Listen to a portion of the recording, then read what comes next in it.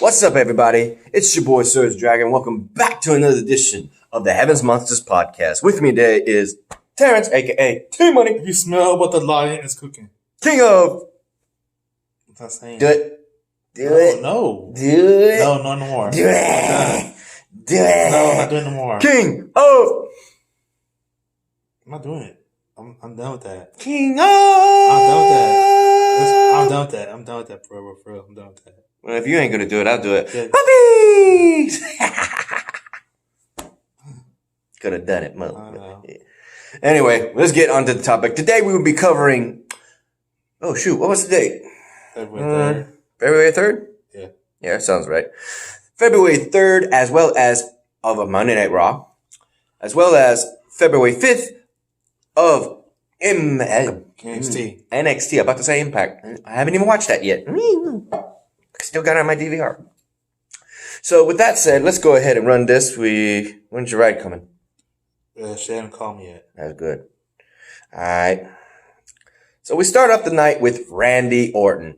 From what we understand, it was, 5-minute, 10-minute booing? Probably And which... 5-minute booing. Yeah. In which case, because Roman Reigns got the 10-minute when he beat Undertaker. I saw that when they did that, when they showcased that. And then they showcased Randy Orton. Yeah, because he got in trouble for that too. What? Triple H and Vince got in trouble for that. For what? For that match between Roman Reigns, the Undertaker thing. He didn't like that match. He didn't think that Roman Reigns wasn't ready yet to go against Undertaker. He did. He did. He was ready. Triple H didn't think he was either. But he was. He beat him. Roman Reigns didn't think he was. Roman Reigns beat him. He said it too. We'll talk about that after. But anyway, with Randy Orton, he refused to explain his action. He's saying, I can't do this because of that constant booing. So, as far as to why he did it to Edge, we will wait till probably next week on Monday Night Raw. Next up, we have Lana versus Liv Morgan. How did you feel about that? Because in this match, It was good. Liv Morgan, once again, 2 weeks in a row, beat Lana with the same move. Your thoughts? Yeah, I thought Liv Morgan was good. She was getting a big push. Yeah.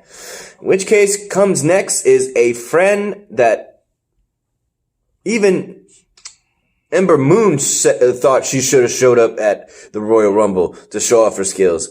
And she thought that she should have been on SmackDown to go solo. But they put her on Raw and put her in a storyline with Liv Morgan. Case in point, she ends up, instead of hugging her, attacks her and beats the living hell out of her. And what I thought last would have been Lana, working for Lana, nah. I think she's going solo herself. She's not working with Lana as of yet. They didn't say who she was working with Lana. So now we have a rivalry between Liv Morgan and Ruby Riott. No connection to Sarah Logan yet, since they were. Sarah Logan's on SmackDown. Remember? No, she's on Raw. No, you remember she was on there wrestling? She fought Charlotte Flair, who was on Raw, dude. She's on Raw. Let's see. Yeah. Hold up, let me go into the next match then. Woo. Yeah, I got a lot to cover on that.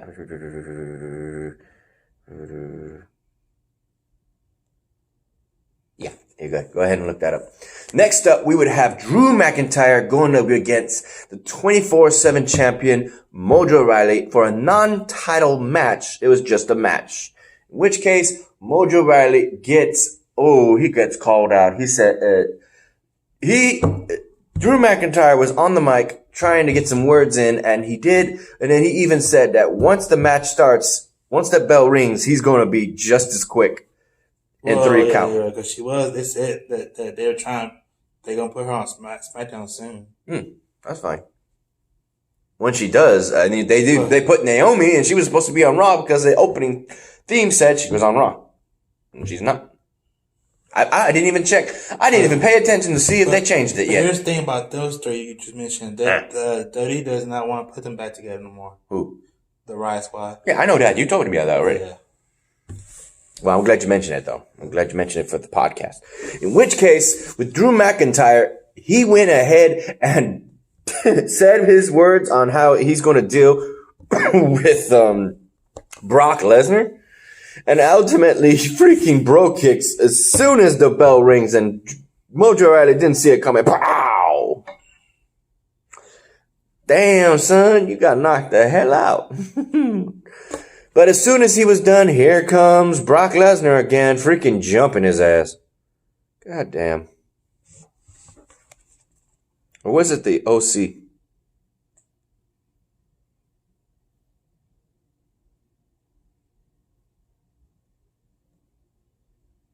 Check in here.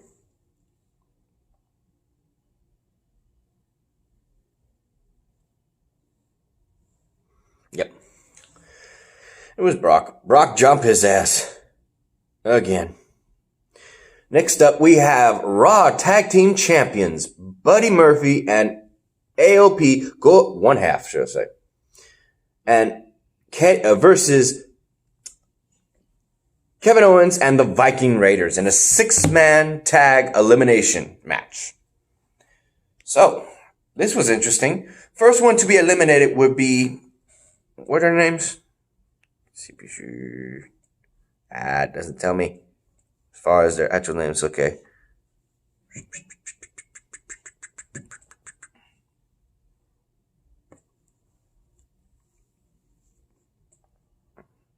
Yeah, it does not say. That sucks. The bald-headed Viking Raider would be eliminated, and the second one would ultimately be injured, having to be taken to the back, because he went full force body press into the side of the ring, which doesn't have a means to go sliding under. It's just a electronic board, and it went statically and went out. I'm like, oh damn, that had to hurt. Leaving Kevin Owens to fight and fend for himself. Luckily, he did eliminate Buddy Murphy and one of the members of AOP, but thanks to freaking Seth Rollins distracting him and encouraging AOP last member, Razor, I think it was Razor, yeah. He ends up not once, but twice from high up as far as he could get him. Bam! Spine buster.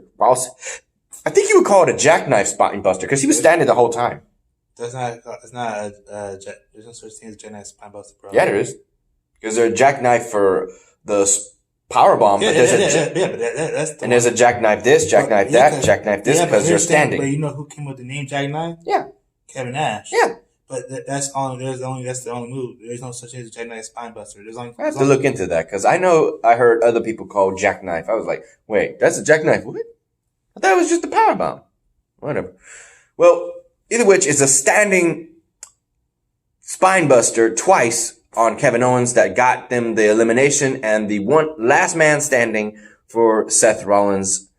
Wait, that's not apostles? Students? Something like that. Seth Rollins. What do they call it? Damn.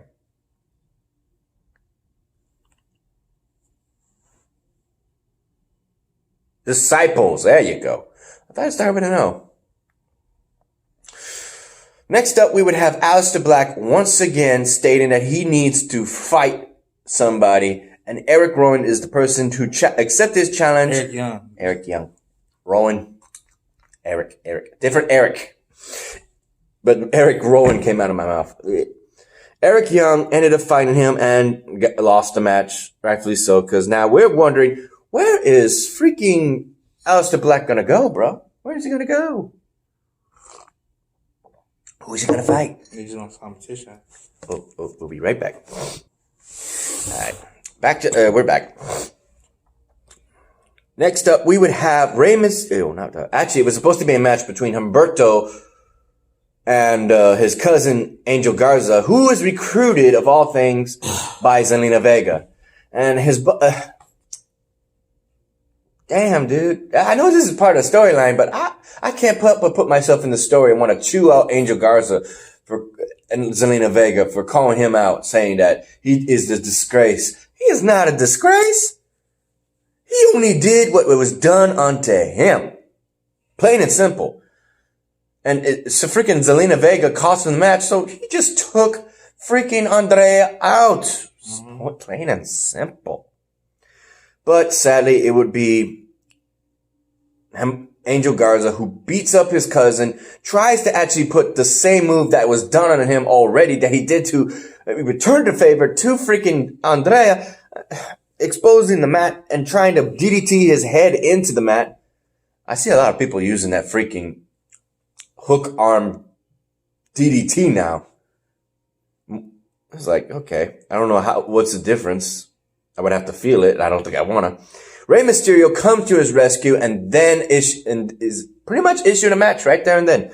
Rey Mysterio goes up against Angel Garza and wins by disqualification thanks to freaking Zelina Vega. God damn it, that woman. After which, what they couldn't do to Humberto, they did do on Rey. And they freaking hit his head in the concrete that was exposed earlier. And after which, Rey was saying, it hurts, it really hurts. I'm like, oh shit. I don't think he's faking. Oh shit. Was there anything on Rey Mysterio's health after that? On the news? Nothing? What? So, and Angel Garza is smiling from cheek to cheek on that actions that he took. Next up, we have Charlotte Flair finally, well, as of yet, finally deciding on who she's going to wrestle. She went on and saying that she fought Becky, beat her already, and she's been the Raw champion multiple times. She's beaten Bayley already and won the SmackDown's title multiple times. This is true. And she's even won the NXT champion. So she's won it all, but when she stopped and stuttered. You mean stop and talk? Stuttered. Oh, she was like, and then here comes the NXT women's champion, Rhea Ripley, to issue a challenge on that subject that she never fought or beaten her. Which is true. But you know Charlotte Flair is not the first woman to win both W women's titles? Yes, Alexa Bliss was the number one. Yeah. And I believe she did have NXT title, didn't she not? Yes, she did. So she's the first all-rounder. As far as the titles are concerned, the first one to win all-round tag, world, and NXT would be Bayley. Yeah, but they don't count the tag team belts, bro. Yeah, they do. According to Vince McMahon, he doesn't count that. Well, they sure as hell mentioned it, Bayley and Sasha Banks. They could say that because they wrote they only write their one line, but it's not really true. They just say that. It is when you see it at that point, and I do see it at that point. But I'm saying that. I do. Yeah, I'm saying that they can say that because they allows them to write their own one line, but Vince McMahon Trish should tell you that. It's not true what they said. It's not true what the women say. Okay. But did she not win all the titles at one point or another? Yeah, but this is, you're talking about, we're not talking about tag teams, we're talking about singles, bro. No, because all-rounders, like Jeff Hardy, he won World, Intercontinental, US State, and Tag Team titles. Because that's all-rounder. Yeah. Randy Orton joined that. Yeah. And there was many more. Men are allowed to say it, but not the women. Yeah, see, that kind of saying in 2020, fuck that, they can say it. They can. Yeah, but guess what? Fuck that, they can. Guess who's the charge of Raw? Oh, they said it anyway, right? Yeah, because this man, they got the okay from this man, but he said that don't ever say that again. Hashtag all-rounder woman. Hashtag it, motherfucker. Hashtag it. You know, let that motherfucker trend. Damn, man, they'll get in trouble, bro. Shit. They ain't gonna get in trouble for doing what they did. Vince McMahon runs both Raw and SmackDown, bro. He's just a hater. He's just a Vince McMahon ass kicker, ass kisser. He joined Vince McMahon's Kiss My Ass Club. Remember, right here, ladies and gentlemen. I'm sorry. Your uncle did. My uncle who? Your uncle did. Michael Cole did. I'm not related to him. He may look like me. Same black hair. But he's not related to me. Just like you ain't related to who? Keith Lee. No, I'm You're not related to him. I'm related to The Rock. You is not a Johnson. You know damn well you ain't no Samoan. Huh? Samoan. You ain't no Samoan. Yeah, Samoan. No, you ain't. But I'm a bickering aside. We got to get back on the subject. This is big. I'm saying that Vince McMahon owns SmackDown. He could say that. He could say that, but as far as the fans are concerned, like myself, I see the fact. But proof is in the pudding. Proof is in the job. You know what writers do when the fans? You know what he does with the fans? What they do is write off what the fans are doing. They send them. The fans. They send them emails, but the writers. You are stuttering like hell. No, I'm trying to explain to you. Okay. What the writers do, they lose ratings because what the fans do it. Okay. Okay, go back. Time is it? Yeah, we still got time. All right. What is the next subject? Yeah, yeah, that's right. I was trying to say that she raises the title in her face, issuing the challenge. Charlotte Flair doesn't answer, but she would give her answer on NXT. So that's going to be good. Plus, you got to remember, Rhea Ripley's first got to go through Bianca Belair at NXT TakeOver Portland. I cannot emphasize this enough. Is going to be the pay-per-view that's going to be on the Sunday, not Saturday, on WWE Network. Of course, not that following Thursday. On the 27th, Thursday, is Super Showdown. So, I think, where is that going to be? In Australia? I think so. Well, I don't know. Yeah, because Saudi Arabia has Crown Jewel. Australia, down under, has Super Showdown. Or where's it going to be held this time? Next up, we have one half of the tag team champions, Asuka, go up against Natalya and ultimately defeats Natalya, making her submit. Then she goes on to call out Becky Lynch and challenge her to a rematch. You do know that's not going to go well, right? If they have another pay-per-view Crown Jewel, it's not going to go well. Hey, that's up to them. No, it's not because you know how the last year. Yes, I know, with the women. No, and because of Flight. Oh, Flight. The Flight. That was bad. Yeah. We'll have to wait and see.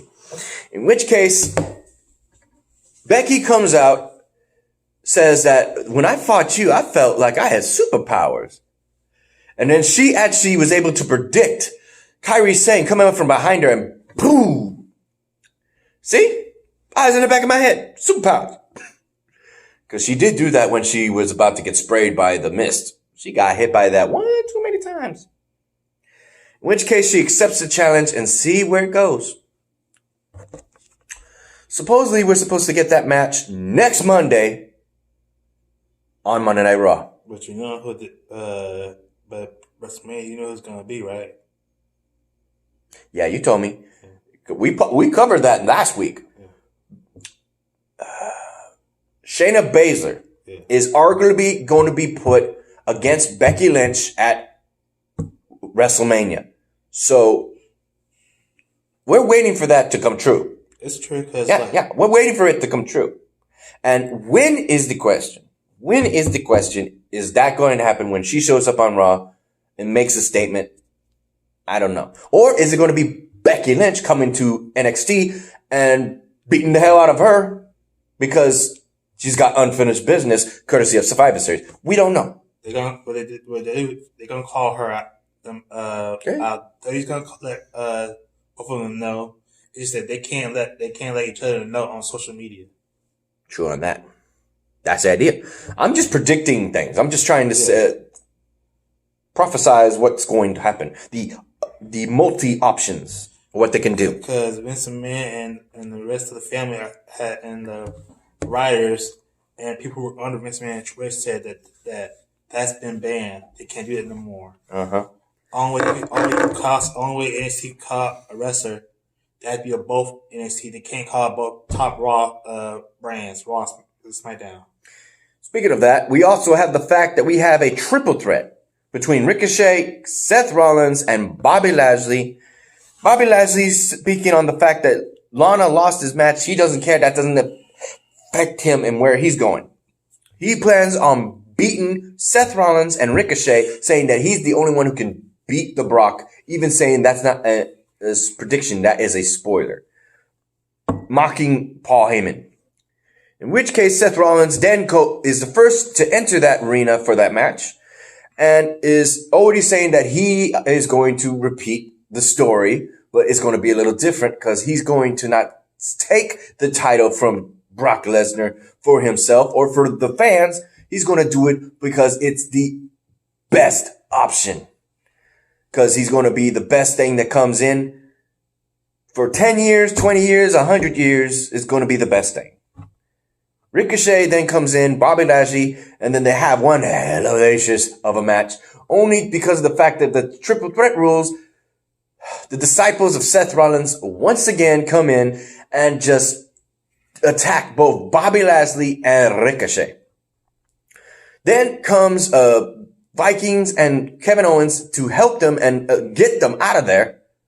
It would be ultimately Bobby Lashley and Ricochet that beat the living hell out of Seth, but it would be Ricochet that gets the win and goes on to fight Brock Lesnar. Here's the issue, my brother. You saw this. I saw this. A lot of people saw this. As soon as his hand was raised, as his music was playing, as soon as the bell rung and his name was called out as the winner to go to Super Showdown to fight Brock Lesnar for the WWE title, Brock Lesnar was right there to F5 him. Mm-hmm. And the freaking handing him the title is Paul Heyman, not too hard. I'm like, where did Paul Heyman come from? That fat motherfucker can't run for shit. He's always there. You know he's the lead writer of Raw. Yeah, you know. And plus, who was the original person who was supposed to win the match? Who? Bobby Lashley. I still would like to see that Brock versus Bobby in this day and age, this era. I would like to see that. Mm-hmm.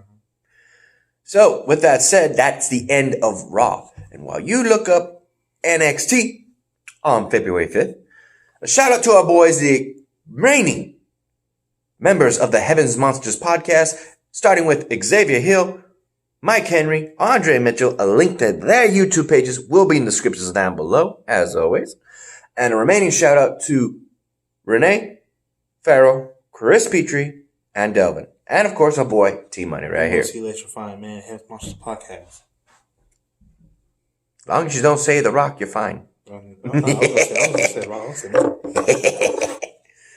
In addition, on WWE Backstage, there was Drew McIntyre talking about how he left, came back, and the prediction of Vince McMahon may be coming true, saying that he would be a champion. He just didn't have a time label on it. He's still saying that he's the Vince McMahon saying that he's still the future world champion. Mm-hmm. Also, in addition, we have this guy calling out Xavier Woods, a.k.a. Austin Creed, a.k.a. his real name wasn't mentioned. Goddamn. I thought one of those was his real name. Well, yeah. I told you it wasn't Austin Creed or Xavier Woods. Them talking about the moment when Undertaker was defeated by Roman Reigns. Them talking about the fact that the Royal Rumble is definitely one of the most iconic matches and how it's still being talked about even today. His real name is Austin Watson. Watson! Mm-hmm. I can see why he didn't go with that name. Watson! Bring me my tea. And, let's see. One other thing is the fact that they were talking about how... Oh, shit, I lost my train of thought. Damn it. I know they were talking about Rhea Ripley. I know they were talking about Bianca Belair and Charlotte. And they were talking smack about that. God damn. Also, they were talking about Becky versus Asuka. They were talking about this. I guess that'll be something I'll mention another day. I did want to mention that, though, what they had said. That's right. That's what I was going back on. They were talking about the longest reigning, because they mentioned Roman Reigns when he was booed for 10 minutes straight. That's right. I was trying to mention. They also went back to Randy Orton. He was booed for almost that long. And he just said, I can't do this. To know that, to have him talk about that, it was just, ouch, man. That sucked. Okay. All right. Let's go into NXT now. Check out WWE Backstage. Go check it out, man. Go check it out. First off, we start off. That's not it. Why are you doing favorite wrestler like that? That's your favorite wrestler. We start off the night. Here's your non-favorite. We start off the night with the new proclaimed Bruiserweight Mobile. We have Pete Dunne and Matt Riddle on the wheel, carrying it on a golf cart with the championship Dusty Rhodes Classic trophy in the back. They came in style, bro. And they go ahead and start talking about what they're going to do and how they're going to beat the Undisputed Era. Undisputed Era comes out and is pissed that they have that freaking trophy in the back of the car. It's being defiled, as well as them defiling the art of the tag team style, because these guys are just a bunch of nobodies getting up together. I like them. They're most definitely somebodies. Don't say nobody. But they were doing that to taunt them. And ultimately, Bobby Fish and Kyle O'Reilly were being pulled back by Roderick Strong because they had issues to deal with by the names of, damn it, I forgot his name. Tommaso Ciampa. There you go. I had to remember his name. Courtesy of last week. So when he said, we got bigger fish to fry, says Bobby Fish, Matt Riddle couldn't help himself. He said, let me ask you this question. How many fish can Bobby Fish fry if Bobby Fish could fry? I had to remember that. I'm about to slip my tongue. Wait. Whether Pete Dunne had to question whether Pete Dunne can fry fish or not is not important right now. That's the thing, bro. That's just the thing. How many fish did Bobby Fish fry if? Damn it! I fucked up the second time. See, it's a nursery rhyme now. God damn it! Damn you, Riddle! You got every time I see Bobby Fish now, I'm gonna be thinking of that nursery rhyme. God damn. Riddle is like something that John Cena does, bro. Oh, in other news, John Cena's meme is being used constantly on VR chat. I gotta send you that video. You and the guys, you're gonna love it. They utilize freaking battle rap between John Cena and Big Show on a poor freaking let me say this one thing. Speaking of John Cena, just those of y'all don't know that John Cena will play Vin Diesel's little brother in Fast and Furious 9. Oh, he's all the Also, John Cena on WWE Backstage said that Brock Lesnar is one of the most competitive superstars of the year, or athletic superstars, one of the best. And they were even saying that Brock Lesnar is one of the top 10 of all time. He's been of all time. He's been since 2001. One of the others definitely has to be Hulk Hogan and Flair because of their reigns. And then, of course, you got to mention Bruno Sammartino for his longest reign. You can't say without it. But nobody can bat that title. Here's why they say that, though. Huh? Because they won more. They won more titles than any other guy. Mm-hmm. Bruno Sammartino, he only done it 2.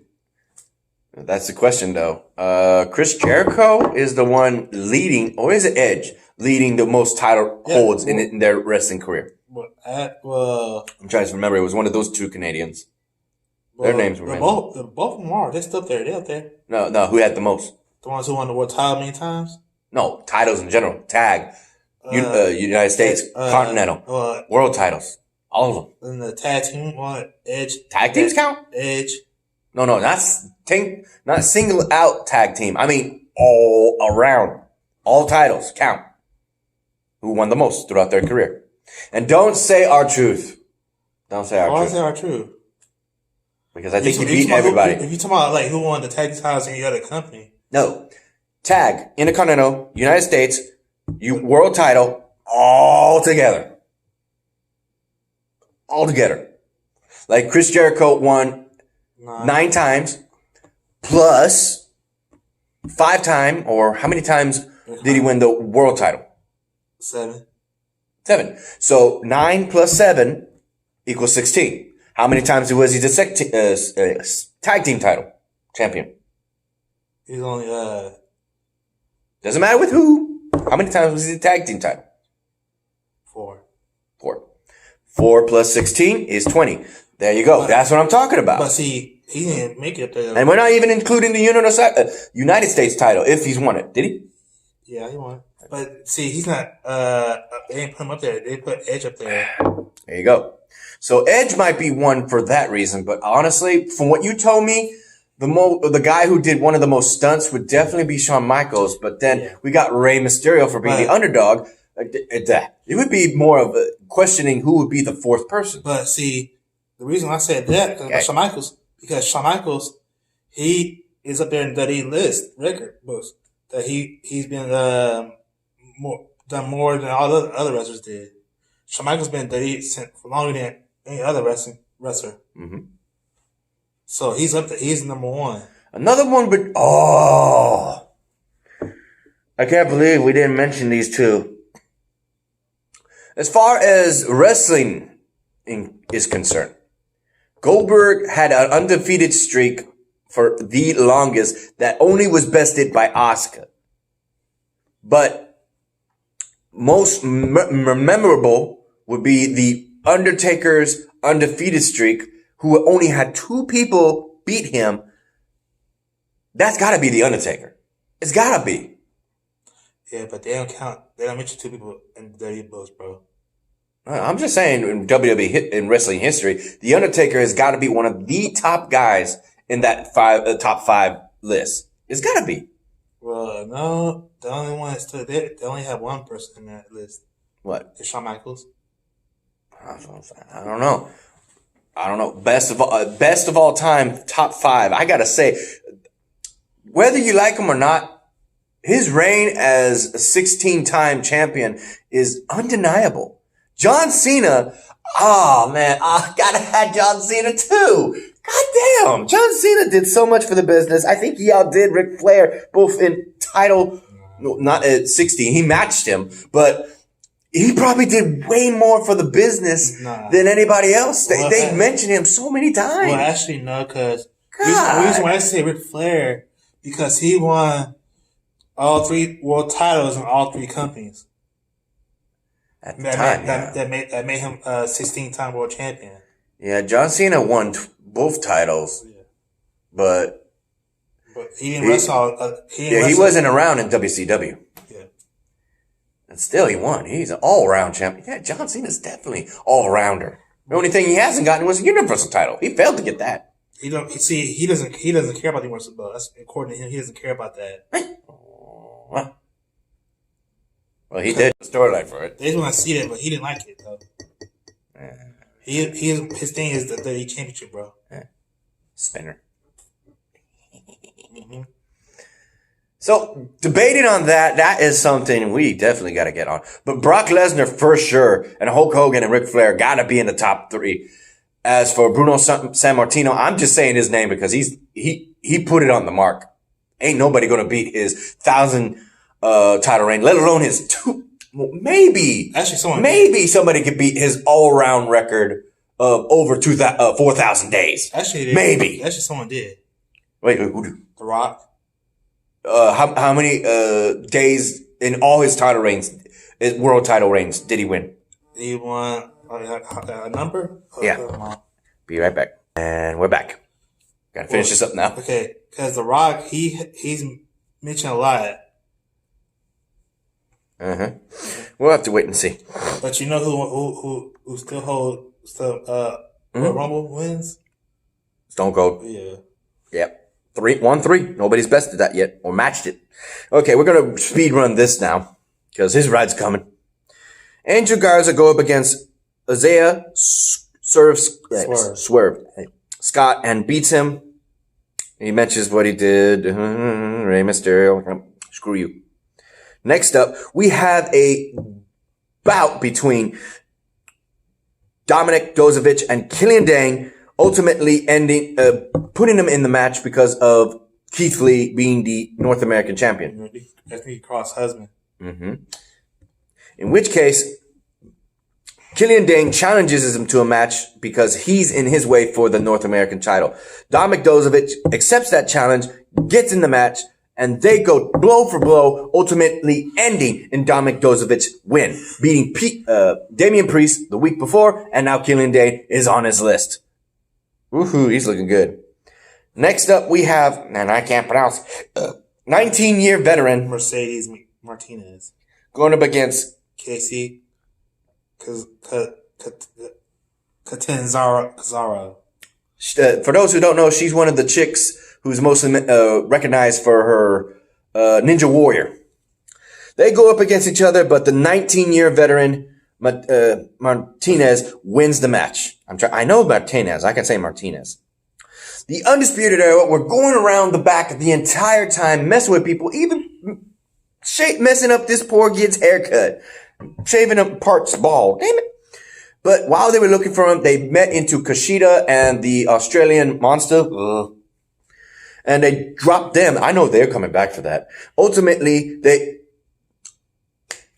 Tommaso Ciampa jumps him, gets in a brutal match with, a fight with Adam Cole. Ultimately, they get outnumbered, and here comes the Broserweights, the number one contenders for the NXT tag team titles to even up the odds. They get into a 6-man tag team match by the order of Liam Regal, because he's not having this brawl unless it's an official match. So he made it official.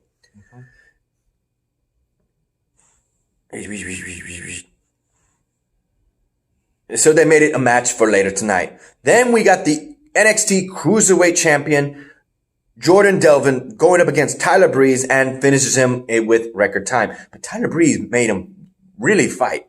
Next up, we have the NXT Women's Champion, Rhea Ripley, going up face-to-face with Bianca Belair, talking about their issues. But here comes the arrival of Charlotte Flair. She talks to Bianca Belair before Rhea Ripley gets to the ring, and all three of them talk on how the fact that they're going to war between Bianca Belair and Rhea Ripley, and Charlotte Flair goes and insults her, saying that the champions are talking. Go step to the side and braid your hair, fix your braided hair. Rhea Ripley takes offense to that because when she came to Raw that Monday before, she did not insult her. She just made a statement that she wanted to fight her. That they had a saying that she clearly forgot because the fans in that place that holds NXT over and over and over, they know how to woo. Tampa, Florida, woo. That's what they call it. Rhea Ripley mentions that they have a saying that she forgot.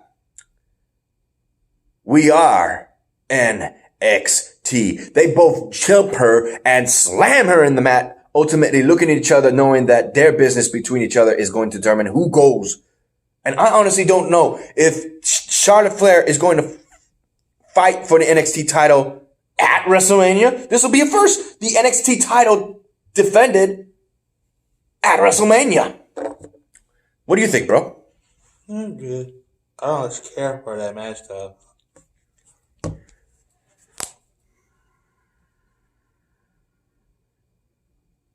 Yeah, that's right.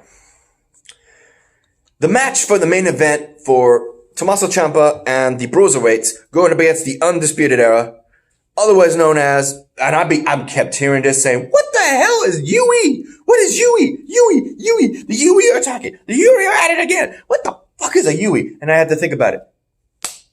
Baka. Yui. Undisputed Era. That's what it freaking stands. It starts with a U, it starts with an E for both their freaking names, Undisputed Era. It's the UE. That's what he's calling it. Okay. It ends in disqualification thanks to Roderick Strong being the fourth guy out of the match and just looking on. He interferes in the match since it was one fall. The match is won by Tommaso Ciampa and the Bruiserweights, courtesy of the disqualification. And they go roughshod on these three guys, eliminating them all, and they tag Tommaso Ciampa's back with a yellow spray paint on his back. And then the lights go out. We then see these icons, what I thought was for the NXT Portland, but I didn't pay attention to the 5th. So it was on that night, February 5th, 2020. And the three circles came together, and then an image came. You know that face. You know those three-eyed sunglasses. It's the return of the Velveteen Dream. And he has beef with the Undisputed Era for dropping his ass the last time we saw him. 4-on-1 assault, and Velveteen Dream cleans house. Woo-hoo-hoo-hoo, yeah! And he had something that I thought that was familiar. That he tore his other tights off and revealed it. Who he was paying homage to. Who? Ravishing Rick Rude. There you go. And he's wearing Sergio's in front of his pants too. What? What the hell he ain't? He don't know me. In which case, I'm glad you were here for this, bro. It was disturbing to watch him doing that. I bet it was. Yeah. In which case, that will be the end of our podcast. Thank you for watching, everybody. And thank you for being here, bro. Thank you. I'm thankful we were able to do this. In which case, I gotta go finish.